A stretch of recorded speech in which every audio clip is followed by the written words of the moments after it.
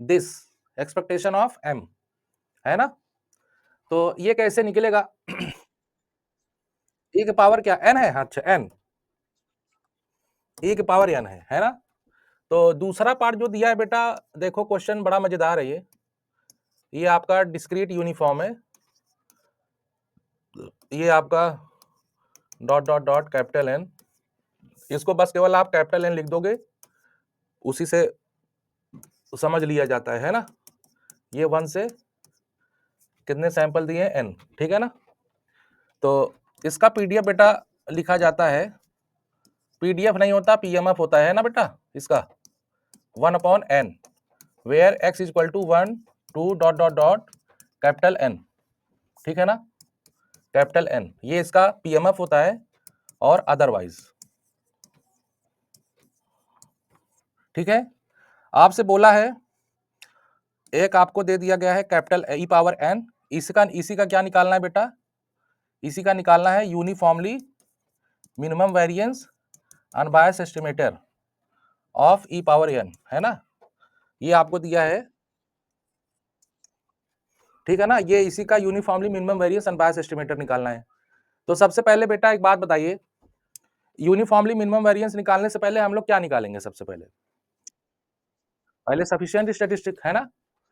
तो चलो निकाल लेते हैं, है ना। तो चलो लिख दो, द लाइक्लीहुड फंक्शन, वैसे आपको पता है इसका क्या होगा, सफिशिएंट स्टैटिस्टिक्स, है कि नहीं? क्या होगा बेटा बताओ? 1/i=1 से स्मॉल n fxi, है ना, 1/i=, अरे ये क्या लिख रहा हूं मैं, i=1 से n, इसकी वैल्यू क्या है? 1/n। और देखो जब आप ना यूनिफॉर्म डिस्ट्रीब्यूशन लिखा करो बेटा, तो यहाँ पे जो x रहेगा उसका हमें यहाँ पे लिखना होता है कि वो x की वैल्यू 1 और n के बीच में रहे, है ना।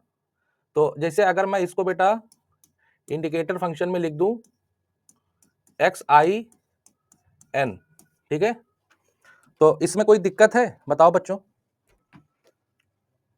मैंने इसको रेंज में लिख दिया, कोई प्रॉब्लम बताइए? मैंने लाइक्लीहुड को इस फॉर्म में लिख दिया, कोई दिक्कत? कोई दिक्कत नहीं। किसकी वैल्यू? हाँ, इंडिकेटर की फंक्शन तो 1 ही होती है ना बेटा, अगर वो जो प्रॉपर आप कंडीशन बनाए उसके अंदर वो 1 ही होगी, है ना।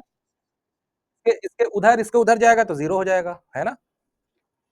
जैसे इंडिकेटर फंक्शन को यहाँ पे, इंडिकेटर फंक्शन को अगर लिखें, इंडिकेटर फंक्शन ऑफ x यहाँ पे कैसे डिफाइन होगा?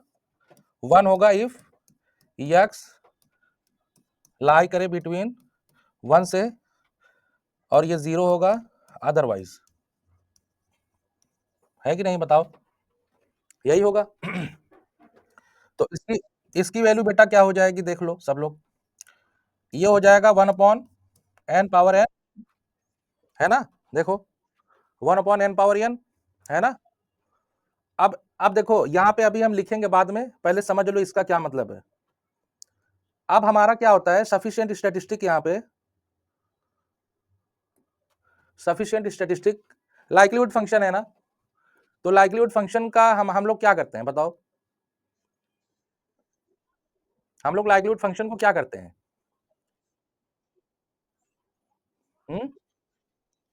है ना। तो आपका बेटा लाइक्लीहुड फंक्शन 1/n बन गया, और ये इंडिकेटर जो फंक्शन है बेटा x दिस, है ना। अब आप अगर इसको थोड़ा सा और अच्छे से फॉर्म में अगर लिखो, तो ये आपका क्या आ जाएगा? सारे वैल्यूज इसमें आ जाएंगे, डॉट डॉट xn दिस, हाँ बेटा ये आएगा, बोलो आएगा कि नहीं? तो यहां पे देखो 1 आपका पर्टिकुलर वैल्यू दिया है, तो यहां से तो हमें ये समझ में आ रहा है कि भाई कि यहाँ पे 1 आपका गिवन है, लेकिन आपका अननोन क्या है बेटा?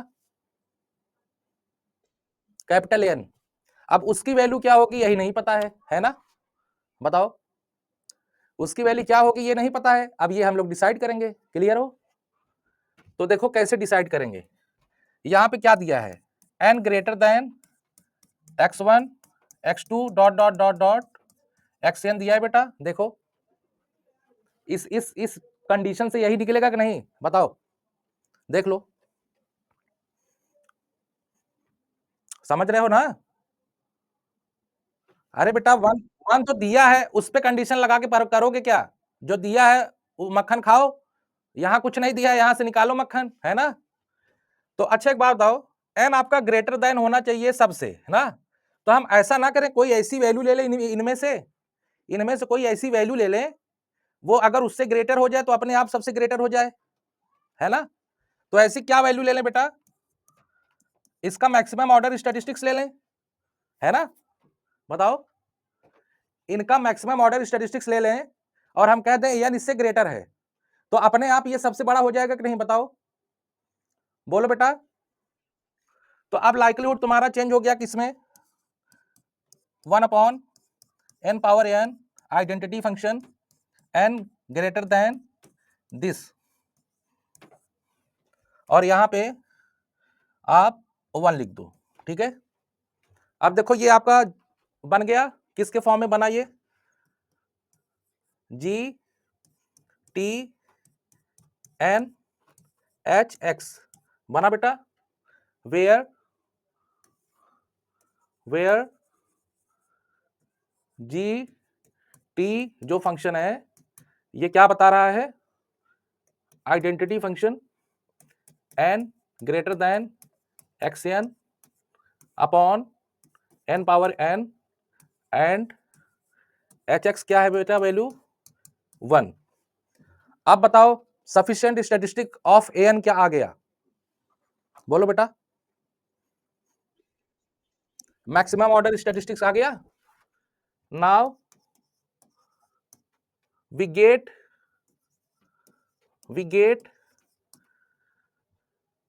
the sufficient statistic of n as n dash लगा दो इसको, ये आपको क्या मिल जाएगा, xn, है ना। और xn क्या है आपका, मैक्स वैल्यू है सैंपल वैल्यूज में जितने हैं, है कि नहीं, बताइए। क्लियर हुआ बच्चों, समझ गए। हाँ बोलो बेटा। हाँ एस्टिमेटर, ओफो ये पॉपुलेशन वैल्यू है ना, पॉपुलेशन वैल्यू को एस्टिमेटेड के फॉर्म में कैसे लिखते हैं, कैप के फॉर्म में लिखते हैं ना, बोलो। अब ये इतनी छोटी छोटी चीज पूछोगे। अब देखो इसकी वैल्यू xn को हम चलो मान ले रहे हैं कोई वैल्यू, है ना, मतलब है तो रैंडम वेरिएबल ही, इसको मान लेते हैं m मान लेते हैं फॉर सिंप्लिसिटी, है ना। या फिर छोड़ो इसको ऐसे अभी रहने दो, ठीक है। कंप्लीटनेस भी, यूनिफॉर्म का कंप्लीटनेस तो हो जाएगा बेटा आराम से, है ना। यूनिफॉर्म का कंप्लीटनेस हो जाएगा, आप क्या करो इसका पीडीएफ निकालते हैं ना, पीडीएफ निकालते हैं उससे आपका चेक हो जाएगा कंप्लीटनेस, है कि नहीं, निकालें पीडीएफ। बताओ कैसे आएगा, एक्सएन का पीडीएफ कैसे आएगा, बोलो। चलो ये मान लो वेरिएबल अगर मैं इसको दे दूं, यक्स दे रहा हूं बेटा, चलो बताओ कैसे आएगा पीडीएफ। हाँ चलो, X N less than X है, हाँ हाँ, लेस देन एक्स माइनस 1, फिर आगे, हाँ बताओ क्या है, क्या, हाँ X upon N power small N, और ये X minus N upon small N. अच्छा पहले, अच्छा ये जो मैं लिख रहा हूँ बच्चों, आप लोगों को समझ में आ रहा है कैसे आ रहा है,